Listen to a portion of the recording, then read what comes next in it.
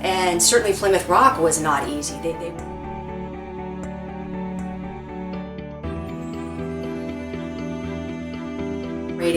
Their goal was, of course, to commemorate the 300th anniversary of the landing of the Pilgrims at Plymouth Rock. And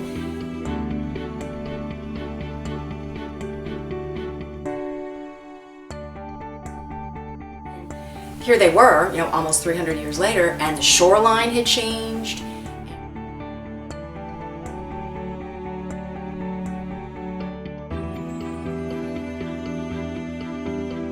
The spot where the Pilgrims had landed had actually been submerged by the sea, and the whole landscape was not an easy thing to work with.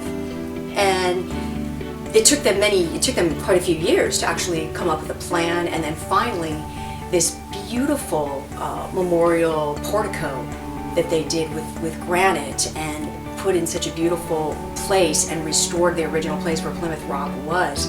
What an undertaking that was. And of course all the delays, not the least of which was World War I, really, it slowed things down, but they soldiered on and got it done. And then I was really entertained to read about what it was like on that day when they finally, a year after the fact, when they would have wanted to dedicate it, of course, in 1920, but it got delayed with all of these challenges that they had, but they persevered. And in November of 1921, there they were with all of these dames gathered from all over the country in Boston.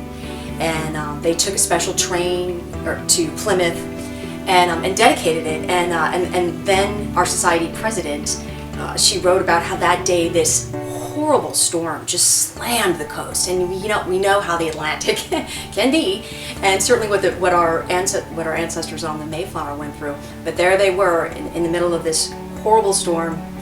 They dedicated this, and the president then, instead of lamenting about how horrible this was, she actually rolled it into the history of how we, as the descendants of those on the Mayflower, could perhaps just a little bit more clearly appreciate what our ancestors went through, to have to honor them, but to have these challenges, and then to have this storm at the end of it. But to think that, again, that portico is there and it will be there permanently, and to think of how many hundreds of thousands of people visit there over all of these years, and what an impact that is making to not just learn about history, but as best as we can try to live it and envision it and stand there on that shoreline at Plymouth and think about what really happened there. It's really quite special.